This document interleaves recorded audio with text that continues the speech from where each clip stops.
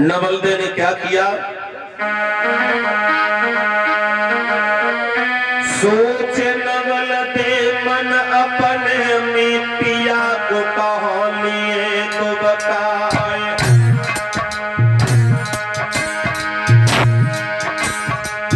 घात लगाई तक्षक टूटे जाते के कभी समय जाए।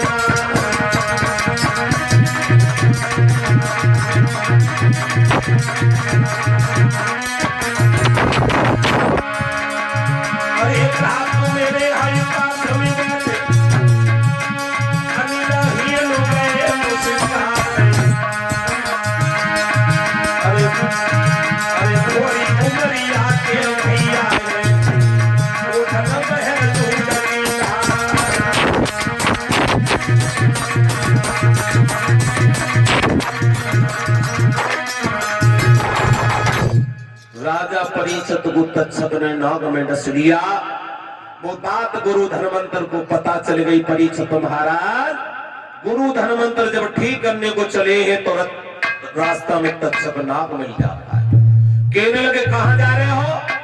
तो गुरु धनवंतर बोले हम राजा को ठीक करने को जा रहे हैं। तो धनवंतर से तक्षक कहने लगा हमारे तुम्हारे दो दो हाथ हो जाओ। उसी समय तक्षक ने हरे वृक्ष में फुसकार मारी। परीक्षित महाराज, वृक्ष सूख जाता है। गुरु धनवंतर ने उस वृक्ष पर नजर घुमाई तो वो हरा भरा हो जाता है। समझ गया ये राजा को ठीक कर देगा तो मेरा श्राप मिथ्या हो जाएगा। अब दूसरी रास्ता बदल के रास्ता में जब लेट जाता है लाठी बन करके, गुरु धनवंतर ने सोटा समझ के जैसी कंधा पे रखा तो उन्हें पीठ में डस लिया। बोल गोविंद भगवान की। इधर गुरु धनवंतर ने मन विचार किया मैं राजा को ठीक नहीं कर पाऊंगा, तो 14 से चेलाओं को बुलाया। कहा मुझे जमीन में गाड़ करके ढाक बजाओ। मुझे जीवित कर लोगे तो मैं राजा को बचा करके दिखाऊंगा। अब तो 14 से चेला ढाक बजाने लगे। वो कैसे ढाक बजा रहे परीक्षित महाराज?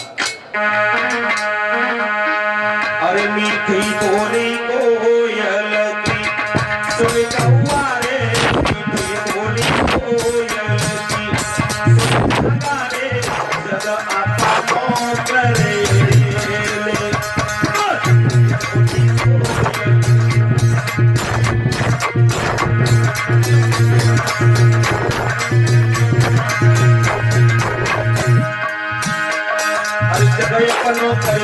मीठी बोली बोले अरे पिया जाए परदेस याद में रोवे रानी रे,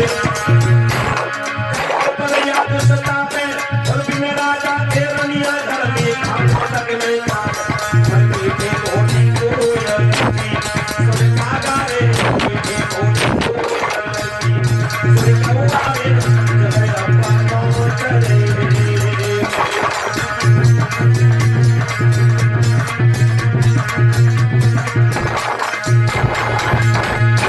14 से चेला ढाक बजा रहे थे परीक्षित महाराज, तब तक तक्षक आ गया।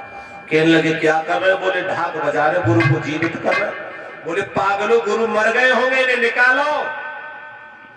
अब तो तक्षक के कहने पर लगा 14 से चेलाओं ने गुरु धनवंतर को जमीन से निकाला परीक्षित महाराज, और जैसे निकाला तो वो जीवित निकले। कहने लगे पागलो, तुमने उसके कहने मुझे निकाला, अब मुझे कोई बचा नहीं पाएगा। बोले गुरुदेव क्या करना? तो बोले ऐसा करो, मेरे शरीर के टुकड़े करके रात के तैयार कर लो, तुम सब खा लोगे मुझे तो तुम धनवंतर हो जाओगे। अब परीक्षित महाराज गुरु की आज्ञा ना टाल सके, गुरु के मांस को रात के तैयार किया। तब तक फिर आ गया, कहने लगे क्या कर रहे हो? बोले हमारे गुरु का कहना है हमारे मांस को रात कर खा लोगे तो तुम धनवंतर हो जाओगे। बोले पागल हो, गुरु के मांस को कोई खाता है? अब परीक्षित महाराज में एक चतुर चेला रहे, तेज बाण का करो एक सीख बोरी, और जैसे चेक करी वो धनवंतर हो गया। बाकी जो मांस था ले जाकर के बंगाल की खाड़ी में बहा दिया, बंगाल की खाड़ी में बहा दिया। वहां एक गंगिनी नाम की धोबिन वस्त्र धोने को आई थी, उसने मांस को पहचान लिया, ले जाकर के बंगाल में बांट दिया। तो बंगाल के लोगों ने खाया तो सभी जादूगर बन गए।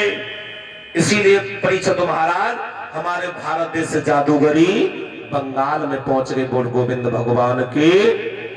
इधर स्वर्ग से विमान आता है, परीक्षित महाराज को लेकर के चला जाता है। परीक्षित महाराज स्वर्ग धाम क्यों चले जाते? बोल गोविंद भगवान की।